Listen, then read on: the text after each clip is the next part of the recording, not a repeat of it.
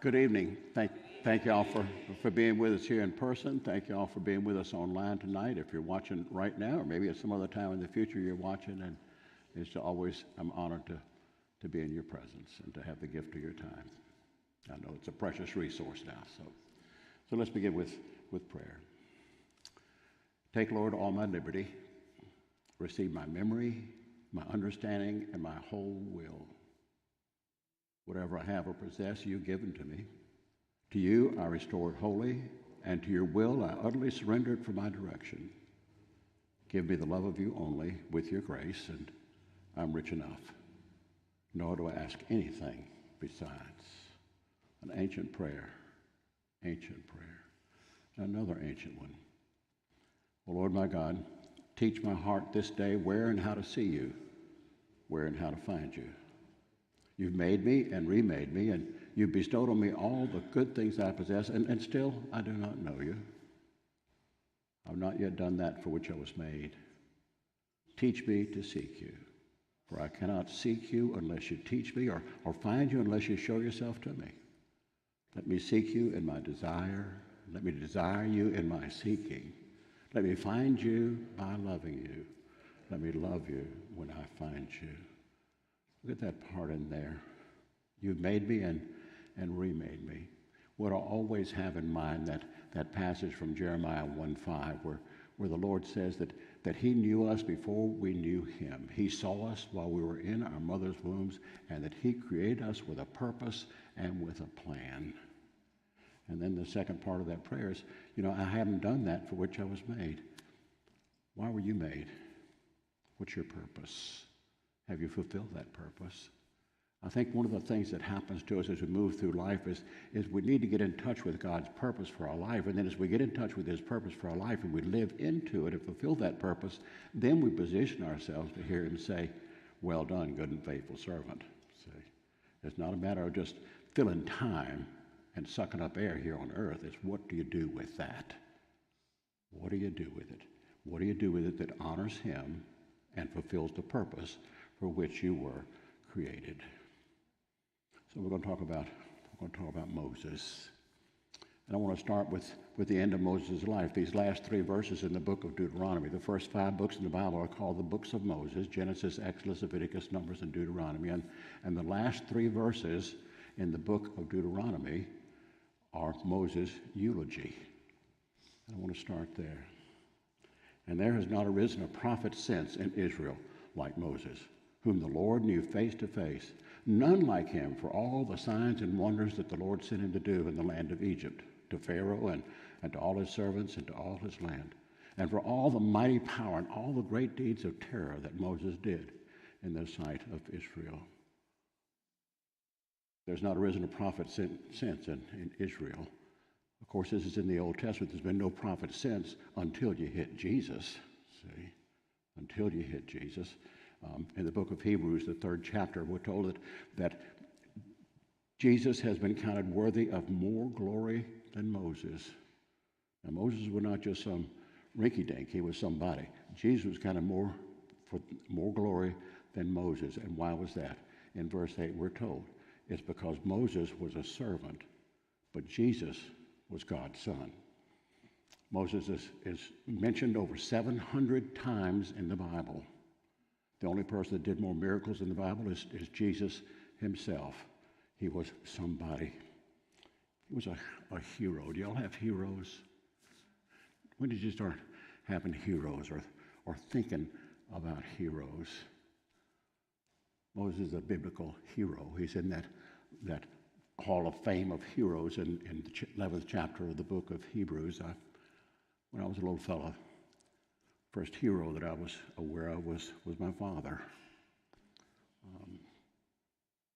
World War II was going, and then the Korean War after that, and my father would come in. He spent all those war years in the Pacific.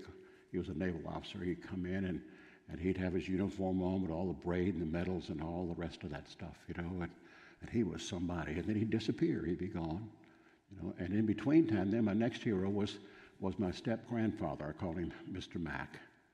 As I think back on that, he was my hero because he had a tattoo. So It's on his left arm. He'd been in the Merchant Marine in World War I, and he had that tattoo, and it was of a woman's head. I remember she had long hair, and for the longest time, I wondered, there was this blacked out space underneath it there. And later on in his years, and my years too, I got up the courage to ask him. I said, Mr. Mack, what is the blacked out space? He said, well, it used to be a woman's name there, but that was before I married your grandmother. That's one thing about those tattoos, they have a way of sticking with you. But he was a hero. He could drive. He had a car. You know, we didn't have a car. And the little house on Admiral Drive, and my grandfather and grandmother lived in one bedroom, and my mother and two sisters and myself lived in the other bedroom, and there was a living room and a kitchen and a hallway and a bathroom. Well, that was it, you know. And in our block, there was one bicycle, and that belonged to a high school boy who was the mailman. I coveted that bicycle, and in time, I got to substitute and ride that bicycle on times that he was away. There was one wagon in the neighborhood, just one. No balls, no bats, no gloves, no nothing. Everybody was poor, but nobody knew it. Nobody knew it. My first heroes, beyond my father and my grandfather, came to me through my most prized possession when I was a little fella. I was about 7 years old, and I got a little black Philco radio. It was about that big. Now, we had a big radio in the living room. There was no television or none of that back in those days. I had a big radio there, but I had a little Philco radio of my own. And I would listen on there to The Shadow and Sky King, The Lone Ranger. Perhaps y'all listened to some of those things too. And you know, the heroes were developed in our heads. They were in our imagination. That's where they were. I remember being so disappointed when they started having serials on Saturday at the movies, and you saw the Lone Ranger, and there was the Lone Ranger on a horse. He didn't look like a hero. He didn't look like the one in my head. I was disappointed about that. And Superman didn't measure up either.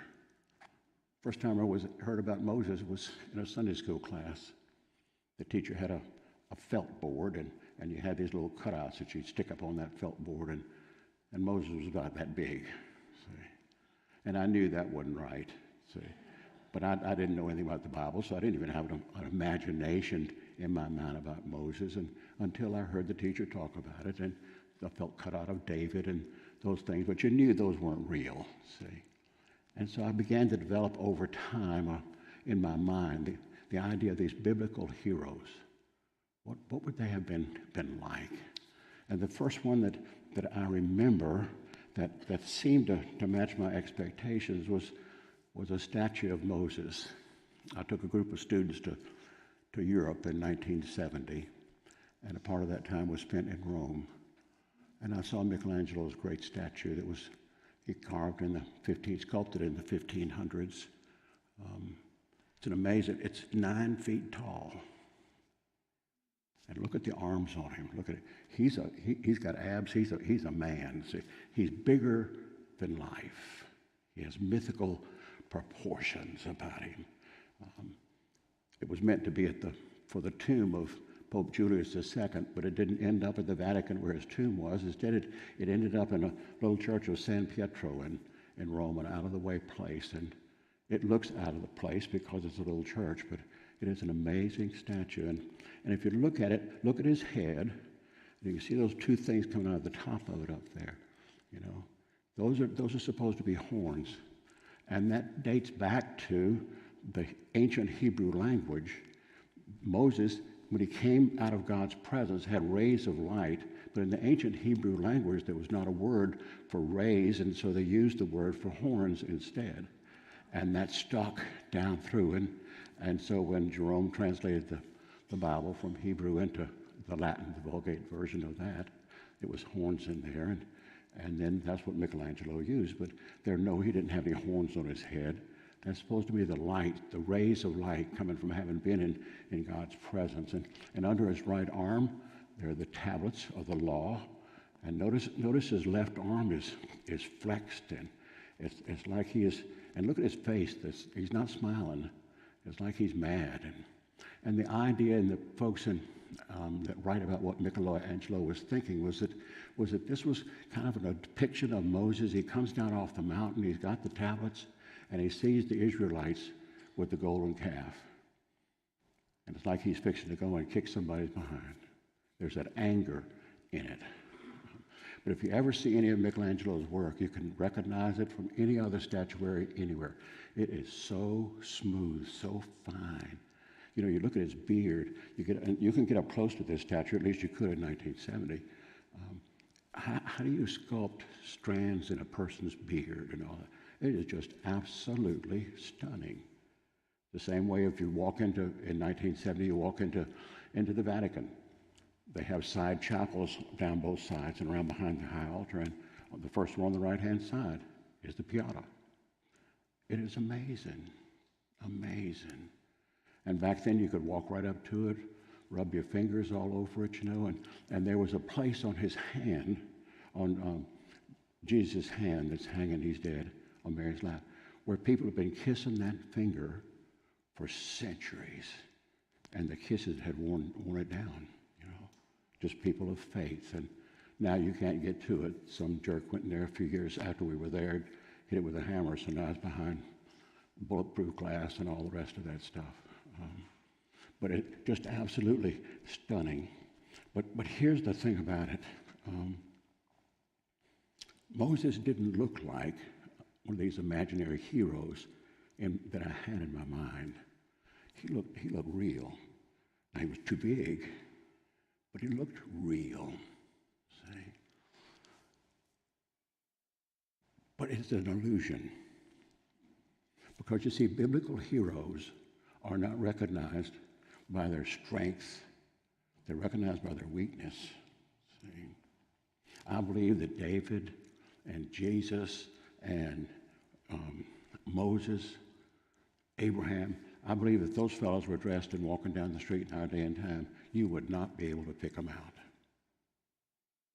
They wouldn't stand out as being, wow, isn't he something?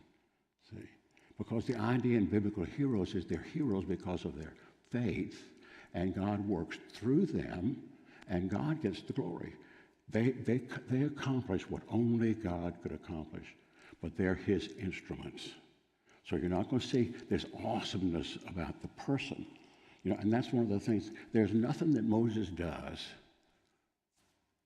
that God does through Moses that God couldn't do through you. See, we're all supposed to be biblical heroes. We're all supposed to be people of faith to the point that we have surrendered to let God work in us and through us his glory to reveal. See, not to get our name in the signs, but his glory to reveal. Moses lives 120 years. His life is neatly divided into three sections of 40 years each. Now, chances are you're not going to live to be 120, and I won't either. But your life has these same sections in it. Moses spent 4 years in Egypt learning to be something. Then he spent 4 years in the desert learning to be nothing. Then he spent the last 4 years of his life proving that God is everything. Let's break it down. He spent 4 years in Egypt learning to be something. In your early years, isn't that what you were trying to do? I'm somebody. You want people to look at you. I'm special. I'm faster than a speeding bullet. I can jump tall buildings with a single bound. You know, we want people to look at us. Gosh, when I was about the age to start driving, one of the big things was when you got a car, you got glass pack mufflers on there, and those things were boom, and the whole idea was, look at me, look at me, look at me. It was in that same period of time. Remember that movie that John Travolta made, Saturday Night Fever? You know, and he's strutting around, you know, don't fool my hair. Look at me. Didn't you go through that time? Look at me. I'm somebody. See, I'm somebody. And then the next 40 years, he finds himself in the desert. And by God's grace, when you were at that point in your life, you know, you got the props knocked out from under you. And God be able to do a work to you. You die, in essence, you die to yourself. And in essence, you begin to look inside of yourself. You don't want people to look at you. Look inside of me. Now, some people can't handle that section in life, and that's when they get the middle-age crazies. You know, they try to get back to the first 40 years and do the things that they did back then. But that isn't what this is about. You have to get to that place, if you're going to be used by God, that you begin to look within yourself and you see your own inadequacies. You see your own shortcomings, you know. And then, when you reach the end of yourself, people aren't looking at you, you're looking within yourself. Only then you begin to look up at God. See? Only when you reach the end of yourself do you realize that you can't affect anything without the Lord God who created you. And you begin to wonder, what is that purpose? What am I supposed to be doing with myself? You know, some of you all have been through the first third of your life, and probably the second third of your life, and maybe you're in the third third of your life. Some of you might not be. You know. But ultimately, these stages need to be there if you're going to be used by God. And when you get to this place where you see that God's everything, when you get there, then you begin to look, what is God's will for my life? What is God wanting to do with me? And you begin to act on faith and not on feelings. The first part of your life is all about feelings. The last part, you're acting about faith. You want to be in God's will. And you trust in God to be faithful to keep his promises to you. The promises in the Bible begin to mean something to you. And you hang on to them. Praise God. Now, let's start with chapter 2. Let's begin to look at the book of Exodus. And I say this is chapter 2 of God's salvation story, because Genesis is chapter 1. And if you look in the Hebrew Bible, Exodus, the first word of the book of Exodus, is and. It's a connecting word between the first book of the Bible and the second. All this happened, and then. So now let's look at the second chapter of God's salvation story. These are the names of the sons of Israel who came to Egypt with Jacob, each with its household. Reuben, Simeon, Levi, and Judah, Issachar, Zebulun, and Benjamin, Dan and Naphtali, Gad, and Asher. All the descendants of Jacob were 70 persons. Joseph was already there. Then Joseph died, and all his brothers and all that generation. But the people of Israel were fruitful and increased greatly. They multiplied and grew exceedingly strong, so that the land was filled with them. Now,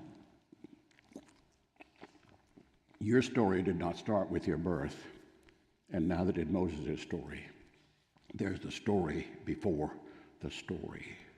I haven't done that Ancestry.com or any of those kinds of things. Every now and then I watch that program on PBS that Louis Gates has, you know, where they go back and review all these people's lives and find out all this stuff. I haven't done any of that, but they're getting at that point that there was something before you that set the stage for you. So if we look right here, Reuben, Simeon, Levi, there are the names of the 11 other sons of Jacob. Joseph is there, but Joseph's already done in Egypt. Now Joseph is the next to the youngest son. The youngest one is Benjamin. We need to understand the story of Moses, you have to understand the story of Jacob and the boys and how they get to Egypt. Why are they there? They weren't supposed to be there. They're supposed to be up in Canaan. And if you know the story of that just quickly, Joseph is sold into slavery by his brothers. They're jealous of him. He's his dad's favorite son. He has the coat of many colors, and they want to get rid of that boy. So they sell him into slavery to a caravan of Midianites who are going down to trade in Egypt. He's down there. He ends up in jail. He works his way out of that, goes through all kinds of ups and downs. But he finally, his prowess is there as he interprets dreams for Pharaoh, and he becomes the second most important man in Egypt, even though he is a foreigner. Why? Because he interprets the dreams, that there's going to be 7 years of plenty and 7 years of famine. In the 7 years of plenty, he organizes all the grain storage and everything like that. The famine comes. The famine is not just in Egypt. It's all through that part of the world where the brothers are hungry too. They come down there to trade, to get grain. Ultimately, the family is reunited in an unexpected kind of way, and they all move down there. Now, notice there's not many of them. 70, it's a family, it's a big family. 70, and then Joseph's already there with his family, and that adds 5 more, so there's 75 of them. This is the situation. Now, if you look up in the upper right-hand corner, you see the land of Canaan up there. Well, that's where Joseph's family was before they came down. That's the area that God gave to Abraham, was that whole area up in the land of Canaan, that great biblical promise. They make their way down to Egypt. Now, you need to know something about Egypt. You see that area called Goshen, that Nile River Delta. Egypt is a big country. It's 900 miles long. Now, what's important for you to, that's a big country for over there. What's important for you to understand is that the history of Egypt dates back to 5,500 years before Christ. Before Christ. The pyramids were built 2,500 years before Christ. Those pyramids have been there a while. The topography in Egypt, and notice down in the bottom right-hand corner, you see the north-south indicator down there. So the Nile River, the Mediterranean, is north. If you go down to the south, you come to Ethiopia and Sudan, and all those countries are way down there at the other end of the Nile River. The topography falls from Ethiopia and Sudan, falls downward toward the Mediterranean. The Nile is flowing toward the Mediterranean. It's important to note, too, that the Nile is the world's longest river. It flows through 11 countries. And it's important to understand that on both sides of the Nile River, it's desert. Life in Egypt exists along the Nile River. It does now, it did then. And in the time of ancient Egypt, they did irrigation. So you had kind of a green streak going through the middle of the desert, and the irrigation extended from 1 mile out to 25 miles out. Because it's desert, you had to irrigate it to do anything. It was a very, very prosperous country, and it flooded every year. And the flooding was caused by the melting snows in Ethiopia. There's no flooding of the Nile River now. In 1970, they built the big Aswan Dam, and one of the largest lakes in the world is behind the Aswan Dam. That's Lake Nasser, I think, is the name of that. It is huge. So now the flow of water in the Nile River is heavily controlled by the amount of water that's used to produce electricity in that particular part of the world. You can see Memphis down there. That was the seat of power. And being as old as it is, you know, our country is, what, about 250, 270 years old? Can you name all the presidents? No. Well, you couldn't name all the pharaohs of Egypt either, see? And there were so many pharaohs of Egypt, they grouped them into dynasties, where one family would be the leaders of Egypt, and then that family would die, another dynasty would come. There have been 31 dynasties in Egypt, in ancient Egypt. Now remember, we're talking about ancient Egypt now. From the time Egypt was founded, became a nation, if you will, until the time Alexander the Great came through, and that was in 332 BC. And when Alexander the Great came through, everything changed. The pharaoh system was over with. The history of ancient Egypt, that all came to a screeching halt when the Greeks conquered all of that. The Israelites come and they settle in the land of Goshen down there. Now, if you think about that, look at all the water that's down there in Goshen. The yearly floods, the whole thing would have flooded. It would have been the richest, most productive part of Egypt. It would have been the most desirable place to live. When the Israelites come down, Joseph is number 2. He talks to Pharaoh, my family's coming, settle them in Goshen. Let's let them live there. He thinks that much of Joseph, you know, and that's where they settle. Everything is going peachy until verse 8. Now there arose a new king over Egypt who did not know Joseph. Now between the last verse and verse 8, we've got about 350 years in there. The Pharaoh that came, Joseph, all the original boys, all those folks are dead. And you know, human beings have a short memory. We have a short memory. And you get to that place where, who was Joseph? What is this story all about?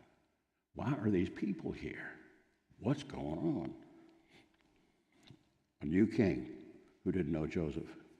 And the new king said to his people, behold, the people of Israel, they're too many and too mighty for us. Come, let's deal shrewdly with them, lest they multiply. And if war breaks out, they join our enemies and fight against us and escape from the land. Therefore they set taskmasters over them to afflict them with heavy burdens. They built for Pharaoh store cities, Pithom and Ramses. But the more they were oppressed, the more they multiplied, and the more they spread abroad.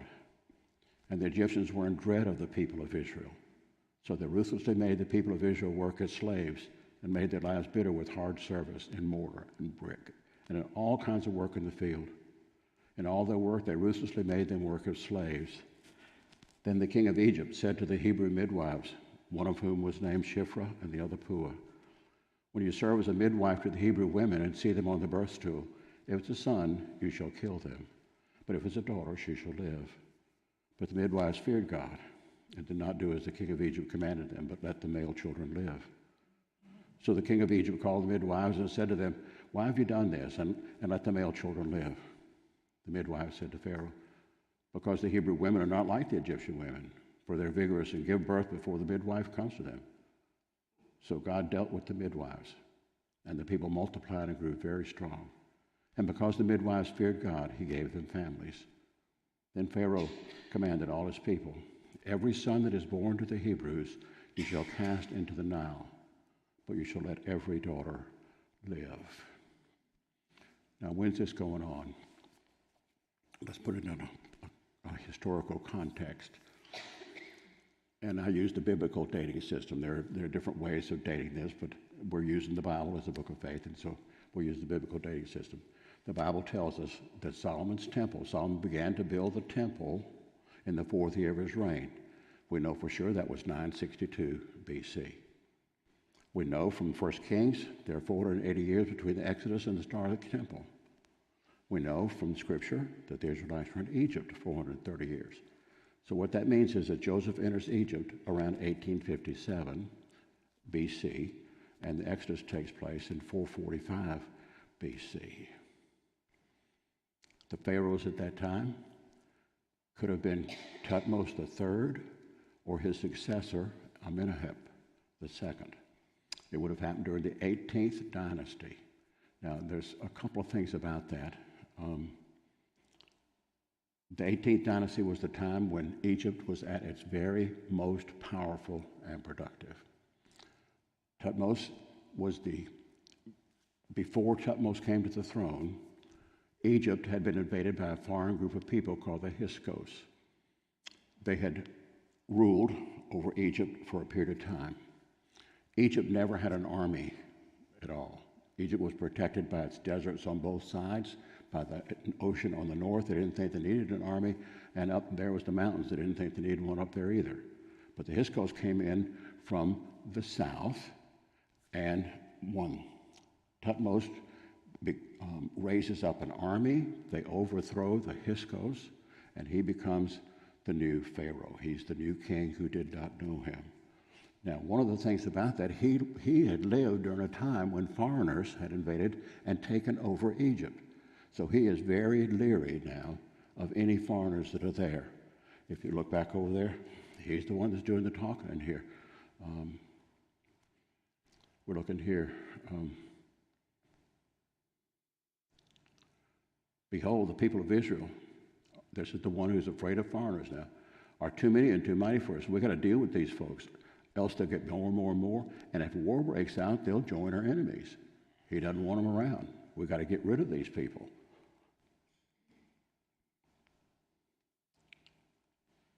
The physical setting then. Thutmose is on the throne. Egypt is the most sophisticated, most powerful nation on the face of the earth. Great wealth, great agriculture, mining, copper, gold, iron. The only metal they don't have that they can't mine is iron.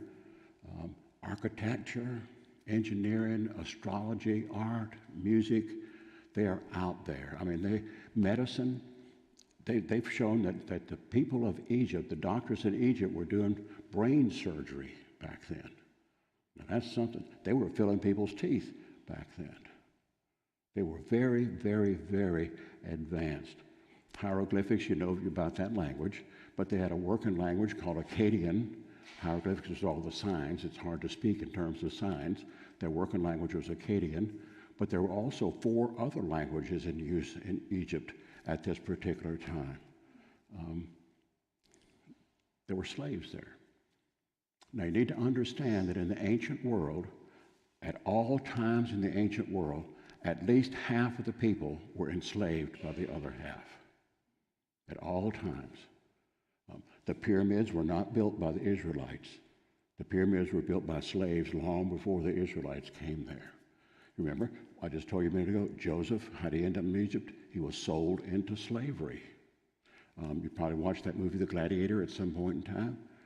He's picked up at the side of the road, and right away he's made a slave. The gladiators were fighting for their freedom. They were all slaves. Slavery was a common part of that world. But what's different about this? There were 7 million Egyptians. The 70 people by this time had become 2 million people, so that's a significant population of foreigners there. That's why the Pharaohs are afraid of all that. So, but you have this idea the Pharaoh is afraid of it. How do you control this population that you're afraid of? He enslaves them. Okay? The idea is I will work them to death. But it doesn't work, see? And they continue to grow in numbers, and so that's where it comes in that they want to kill the babies. And what we see here is this is a different kind of slavery, because this is an ethnic slavery. Before, the slaves came from anybody that they didn't like. Any captured people in war or anything like that, they became slaves. If you were tried and found guilty in Egypt of anything, you were sentenced to slavery. But here's, they're taking it against making a whole culture of people, ethnic identity, is enslaved. And when the slavery doesn't work, then what they try to do is to eliminate that population. And that's where the genocide idea comes in. They want to kill the boys. The thinking in history is that they want to kill the boys, and they want to let the girls live and intermarry the girls with Egyptian slaves so that the Jewish people disappear in time. That's the idea behind what's going on. It's amazing to me that the name of the Pharaoh is not recorded anywhere in the Bible, but the names of those 2 midwives are. That says something, doesn't it? That God has his eye on the least. See? Has his eyes on the least. There was some question about how could 70 people become 2 million people in 400 years. Does that sound far-fetched to you? It shouldn't. In 1836, there were 3 million Jews in Europe. In 1836. In 1936, there were 16 million Jews. And that's 100 years. 3 million to 16 million. And that is in spite of all the Russian pogroms where they were trying to eliminate the Jews in Russia. That was in spite of that. God sees the least and the littlest. There was the physical setting, but there's also a spiritual setting into which he's born. And this is a faith story of Moses. And I want to, this is from the 15th chapter. I'm going to come back to that. You have to go back into the story of Abraham. In the 12th chapter of Genesis, God calls Abraham. Now, Abraham is an idol-worshiping person. He's over in the Tigris-Euphrates River Valley area. And God speaks to him and says, I want to be your God, and I'll bless you if you'll be my people. As a sign of your faith, you need to leave where you are, leave your family and everything else, and follow me to a place that I'll reveal to you. He doesn't tell him where. And I'll make your descendants like the dust of the earth. Now that's in chapter 12. As we move over, he goes from there over to Ur and Haran, and then comes down into the Canaan area to Bethel, down into Egypt, and back up to Bethel. And by the 15th chapter, Abraham hadn't had any children. And he's holding on to God's promise that your heirs are going to be just like the dust and the sand on the shores and all the rest of that. He's had no children. And like many of us, we tend to give up on God, and we don't trust his promises like we ought to. And Did y'all ever see that movie, My Cousin Vinny? It's hilarious, you know.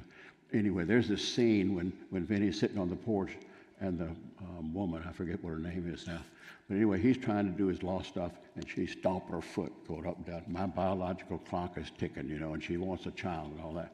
Well, Abraham's about 90 and Sarah's right up there with him. Their clock's about stopped, see? And he's thinking this thing is not going to come to pass. And he calls out to God. You know, is a servant going to be my heir? And he's sitting in his tent, and his woe is me, down in the dumps kind of thing. And God speaks to him and says, come outside the tent. You know, when we get in a pity party, our world gets smaller and smaller and smaller, and we can't see beyond ourselves. And he says, come outside the tent. And he takes him outside the tent. He says, now look up at the stars. Can you count those? And of course he can't. And so he says, that's how many descendants you're going to have. That many descendants. Isn't that amazing? And he trusts God. So this is in the 15th chapter. And God says, I'm going to make a covenant with you. Now, the ancient way of making a covenant was to take animals, and in this case, it's going to be a 3-year-old heifer, it's going to be a female goat, and it's going to be a male goat, a turtle dove, and a pigeon. You take the animals themselves, you kill and split them in half, and you put the halves against each other, so they're on both sides, and there's a walkway between. And the walkway between is all where all the blood is. That's where you slaughter the animals. You don't cut the pigeon and the turtle dove in half. And then the idea would be the two people who are making the covenant would then walk in there in the blood. This is a blood covenant. That's where that comes from. And they would pledge the covenant. And in essence, what they were doing was giving permission to if I break this covenant, you have permission to do to me what we did to the animals. You could kill me. It's a serious covenant, see? How about if we made covenants that way now? Be a lot less messing around, wouldn't it? See? Your word would mean something. But here's what's special about this. This is going to be a covenant between God and Abraham. Two people going between it. But here's the thing. Abraham doesn't walk between it. The scriptures say that when dark comes, a deep darkness comes over it, that Abraham, in essence, goes into kind of a trance, and he sees God in a vision. And God is in the form of a flaming pot and a flaming torch. And God passes between those two, passes the bloody way between the two, and God makes a unilateral covenant with Abraham. What he's saying is, Abraham, here's the promise I'm going to make it to you. Know for certain that your offspring will be sojourners in the land that's not theirs, and will be servants there. They'll be afflicted for 400 years, and they shall come back here in the 4th generation, for the iniquity of the Amorites is not yet complete. This is my promise to you. But I'm making the promise to you. It's unilateral. I'm going to make this happen. It's not going to be dependent upon your strength. I'm going to make it happen. See? God's covenant with Abraham. God's covenant with Moses. The same kind of thing. Moses, I'm going to bring the people out of Egypt. It's not you. I'm going to bring the people out of Egypt. Okay? By faith, Moses, when he was born, was hidden for 3 months by his parents because they saw that the child was beautiful. They were not afraid of the king's edict. By faith, Moses, when he was born, when was he born? He was born in the fullness of time. Isn't that the phrase when Jesus was born? In the fullness of time. In that time when things are dark, God acts. Look for God to act in your life when you think things can't get any worse than they are. In the full, when things are just right, see. When God acts in unexpected ways, when we least expect him to act. Now it says by faith Moses. Whose faith is it? It's the faith of Moses' parents. Moses isn't born. By faith Moses was hidden for 3 months by his parents. His parents are people of faith. And you know, we need to hear in that the impact that a parent's faith has on a child is beyond measure, or the absence of the impact that a parent does not have is beyond measure. Those years are huge. Now, the parents had faith. They were not afraid of the king's edict. Now, what's the king's edict? When a baby boy is born, he's going to be killed. Throw him in the Nile. They weren't afraid of the king. So they hid him for 3 years. For 3 months, hid him for 3 months. Moses' family was a faithful remnant. Now we need to understand the Egyptians had been in Egypt for 400 years. They had no written scripture. They had no priests. They had no way of worshiping. And what happened? They became just like the Israelites. They became pagans. They became idol worshipers. The idea of observing the Sabbath, circumcision, all of that was gone by the wayside. But Moses' parents were kind of like folks in the days of Elijah. You know, when Elijah thinks that there's nobody else that believes, there's this faithful remnant of 7,000 people in Israel. See? Well, Moses' parents were a faithful remnant. They probably were not the only ones, but they were ones. They still worshiped the God of Abraham and Isaac and Jacob. He has an older sister, Miriam, who is probably around 12, and Aaron is 3 years older than Moses is. So he's about the age of 3. Now notice, Aaron's up walking around and playing and all the rest of that. Aaron is born before the edict for killing all the little baby boys is passed. So he's able to be out and about. It's the babies that are born during the edict that are in terrible danger. I like the idea that they were not afraid, even though the rest of their people, and here's a passage from Joshua, there's another one in Ezekiel that says the same thing. Joshua, at the end of his life, is speaking to the people, and he tells them, you got to put away the gods that your fathers served beyond the river. That's when they were the Tigris and Euphrates River, and in Egypt. The Israelites, once they were polluted in Egypt, they never got away from worshiping the idols. It always was right there. When Moses goes up the mountain, he's gone 40 days, and what do? They go right back into worshiping the idols. We're like that too. We're just a skimption away from worshiping the things of this world. Just a skimption. And oftentimes we worship the God of Abraham and Isaac and Jacob on Sunday, and on Monday we're back into idol worship. And we stay there until it's time to come to church on Sunday. That's the truth of it, friends. But they weren't afraid. Why weren't they afraid? Because they were people of faith. Faith is acting on God's promises as if they were really absolutely concrete proof and there was no doubt in your mind. They were faith by faith. They weren't afraid, see? They were doing God's will in God's way. Josephus was a Roman historian, and Josephus says this, and the question is, how would they know that God's will was for this baby to live? See?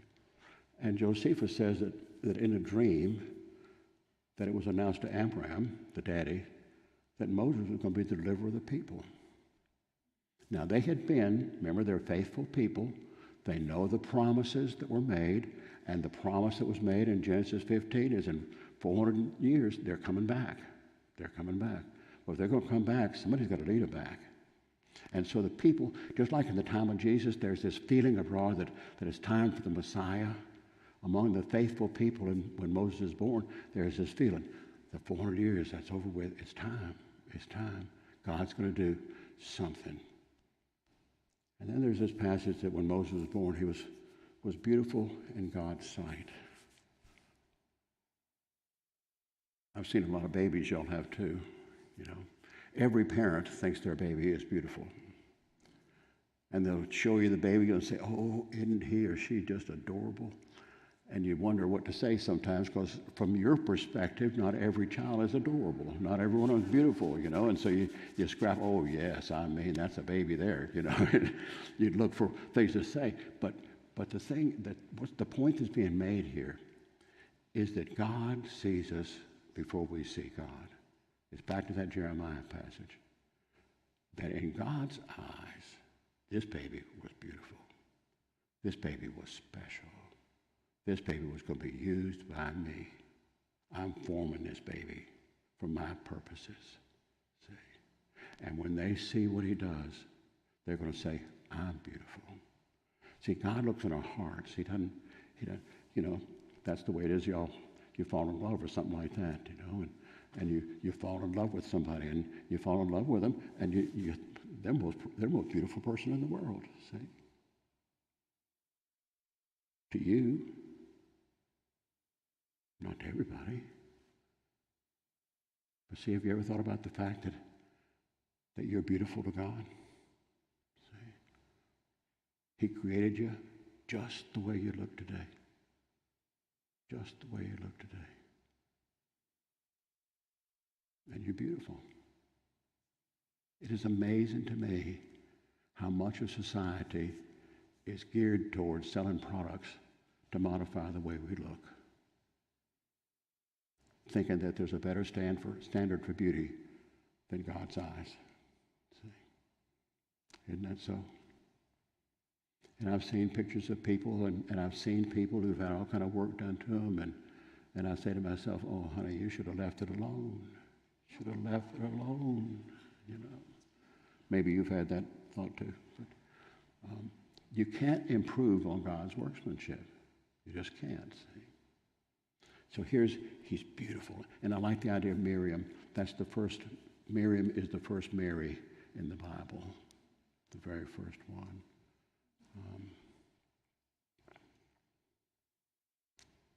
Now, a man from the house of Levi went and took his wife to be a Levite woman. She conceived and bore a son, and when she saw that he was a fine child, she hid him 3 months. When she could hide him no longer, she took for him a basket made of bulrushes and daubed it with bitumen and pitch. She put the child in it and placed it among the reeds by the riverbank. And his sister stood at a distance to know what would be done to him.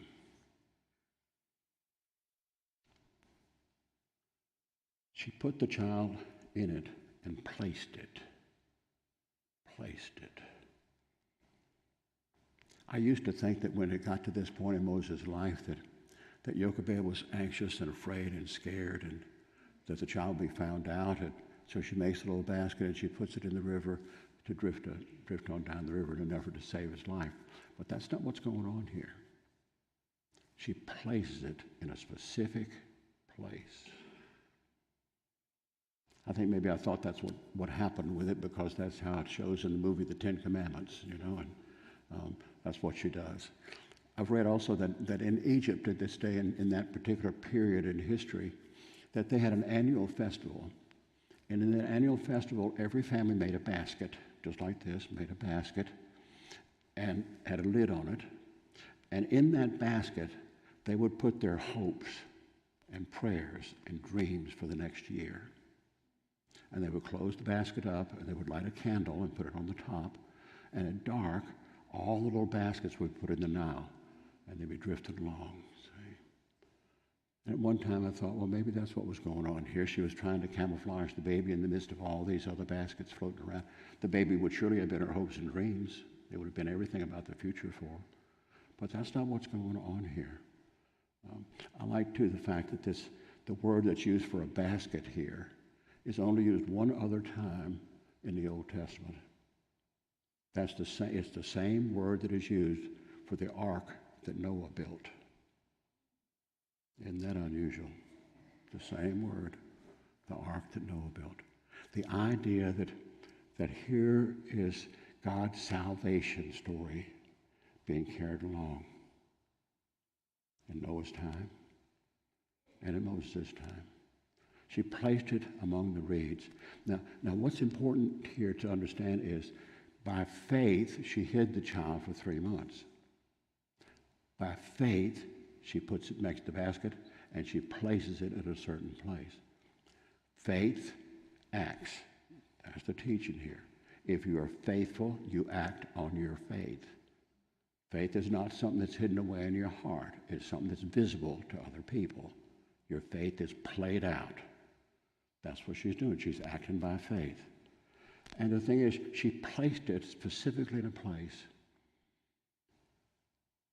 Her hut is on one side of the river. Royalty's on the other side of the river. She would have been able to see Pharaoh's daughter's habits, coming to bathe all the time. She would have known exactly where she was going to be, when she was going to be there. She had seen that pattern. Now, she wanted the best for her child. And I think somehow or another, God must have said, place the basket here. Now, she doesn't know what's going to happen. Not at all. But see, God goes before us. God knows what's going to happen. She knew the habits. She studied it out. She wanted the best for her child. And her sister Miriam stands at a distance to know what would be done to him. I think Miriam is close to her mom. Daughters are close to their mothers, you know. And Miriam's about 12 years old. She would have been a young woman at that time. And that they're talking about all this. And Miriam, I'm going to act by faith and put the child where God said, but I don't know what's going to happen. And I want you to go and hide in the trees and watch, see? Because I'd like to know what happens. I don't know how the story's going to play. I'd like to know what happens. Why don't you go there, see? And so we have this picture then of Miriam hiding somehow or another, and the basket is placed there. She doesn't know what's going to happen to him. She does not believe he's going to be killed. She didn't put him in that place right there so a crocodile could eat him up. She wasn't that. So the daughter of Pharaoh comes down to bathe at the river. Her young women are walking beside the river, her servants, slaves probably. Pharaoh's daughter seized the basket among the reeds, sent the servant woman, and she took it. When she opened it, she saw the child, and behold, the baby was crying. Babies cry when they're hungry, don't they? Yeah. And his cry would have been pretty loud after 3 months. The baby's crying. And she looks at it and she takes pity on the baby. This is one of the Hebrew children. Now I suspect Pharaoh's daughter had come to bathe in that same place for a long time. It was her habit. And during the time that she had been coming there to bathe, she had probably seen many dead bodies of Hebrew baby boys floating in the Nile. She'd seen dead bodies caught in those reeds before. What she hadn't seen was a basket. See? And she opens the basket, and here's a little baby crying. And she connects the dots. This is one of those Hebrew baby boys. See? She doesn't have children of her own. Her heart goes out to the child. You know, women have a heart for tears that men can dismiss. Women have a heart for tears. And she takes pity on him. This is one of the Hebrew children. Oh, me. Now, what should she have done? Drown the baby right there. This is Pharaoh's daughter, see? But she has compassion on him, see? And then the coolest person in the world shows up, Miriam. Now, Miriam knows everything that's going on, see? And don't you imagine she had to be cool and calm and collected and not give it away? And she goes down there and she says, whoa, looks like you need a Hebrew nurse here. You want me to try to find somebody? See? And what does she do? Yeah, I would find somebody for me. Now, Pharaoh's daughter would have known there would have been many Hebrew women whose babies had been killed who would have been able to nurse that little baby boy. She knew they would be easy to come by. Pharaoh's daughter said to her, go. And so Miriam went. And what does she do? She calls Jochebed. Mom, you would not believe it. This is what happened. And Pharaoh's daughter is looking for someone to nurse this little baby boy. She takes her mama back to Pharaoh's daughter. Now, if you were Moses' mother, what would have been your feelings? Would you have been able to contain your joy? It would have been hard, wouldn't it? Whoa. But she's got to pretend like she doesn't know a thing, same way Miriam does. So the woman took the child. Take the child away and nurse him for me, and I'll give you your wages. Moses was safe from the Pharaoh's edict. He's safe. The family is provided for. They don't have to worry about income to live on anymore. But the thing is, can you see how God is working in this? Can you see that? God's mercies never cease. Jochebed gave her child to God, and what does God do? God gives the baby back to her. Isn't that amazing? You know, it said you can't outgive God. You know, you can't outgive God. What have you given to God that has meant as much to you as that little baby meant to Jochebed? See, that's a big step of faith, wasn't it? For a little child. When the child grew older, she brought him to Pharaoh's daughter, and he became her son. She named him Moses because she said, I drew him out of the water. A bit about the baby's name. In Egyptian, M-E-S, the prefix M-E-S means one born of. In Egyptian, the suffix S-E-H means lake or river. So what his name probably was, the name that Pharaoh's daughter gave him, probably was M-E-S-E-H, which means one born of the Nile. M-E-S-E-H. But remember, later on, when he's 40 years old, he says, I don't want to be identified as an Egyptian anymore. And so he changes his name to be Moses. Moses was not the birth name. That comes later on when he says, I don't want to be identified with the Egyptians. Now I want to hit this part. When the child grew older, how long did the baby stay with his mama? Probably until he was 4 or 5 years old. It wasn't just till he was weaned, 4 or 5 years old. And the historians know that because of what Moses comes away from that little home with. He has a faith in the God of Abraham and Isaac and Jacob. He knows about all the promises of Abraham. He's taught the stories, and he's taught the promises. Where did that come from? It came from his mama and his daddy. Probably his mama more than his daddy, because his daddy would have been working as a slave laborer out there doing all the stuff they were doing, working in the fields, building store cities is what they say, Pithom and Ramses. He knows by some act of God that he's born for a purpose, and that a part of that purpose is to fulfill God's covenant promise to the people of Israel, to lead them out. Somehow or another, that comes into his being, into his knowledge about himself. It's a seed that's planted when he's teensy, when he's a little person. I was raised Jewish, and we were taught that in the fall, in the Garden of Eden, God vanishes after He sends the angels, but doesn't He say there'll be a deliverer? Oh yeah, oh yeah. That's what the Hebrew people were taught. So the mother taught Moses, he might be the one. Oh yeah, oh yeah. In fact, she probably believes that he was the one, see. But they're going to cut me off of the online here in a minute now.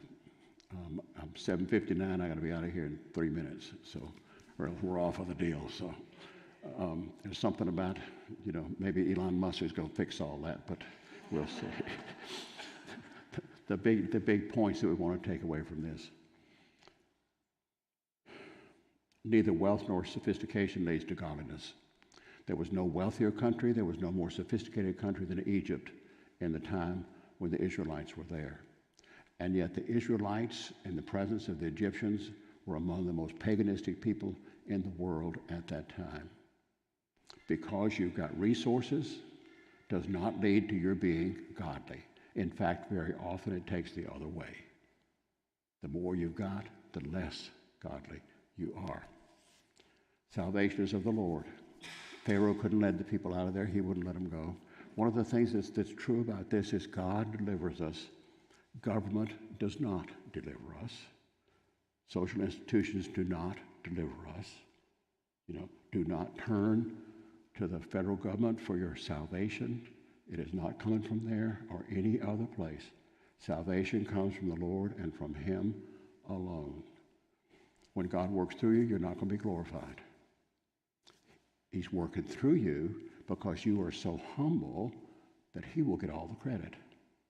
He works through you because you're the least obvious person to work through. And obviously, if something big happens and you're an instrument in it, then the people aren't going to give the credit to you. They're going to give the credit to God. God is faithful. The thing about God's faithfulness is God doesn't act on our time frame.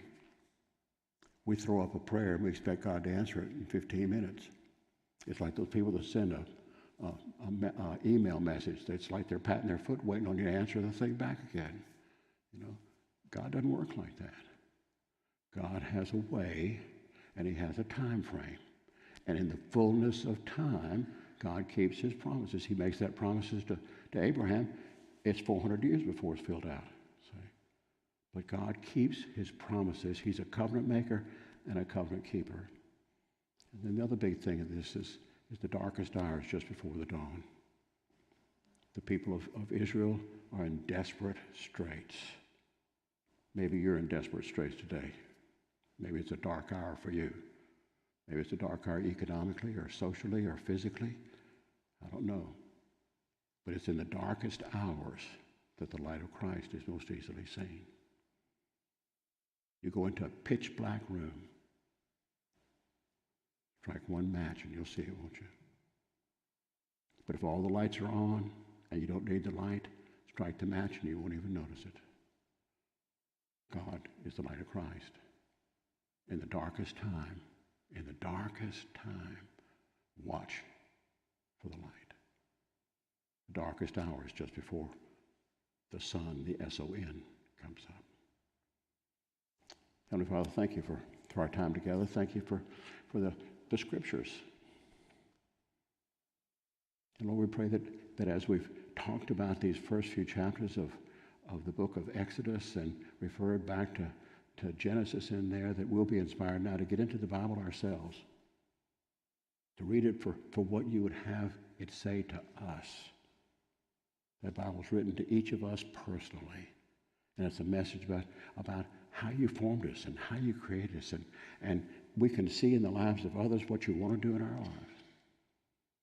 Come, Lord Jesus, make us people of faith, that we might get into your word and see how your word, through the power of your living word, Jesus Christ, can be made real in our lives. In your name we do pray, Lord.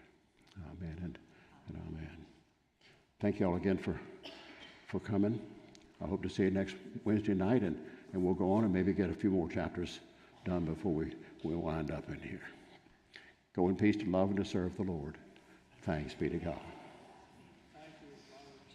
You're sure welcome, my friend.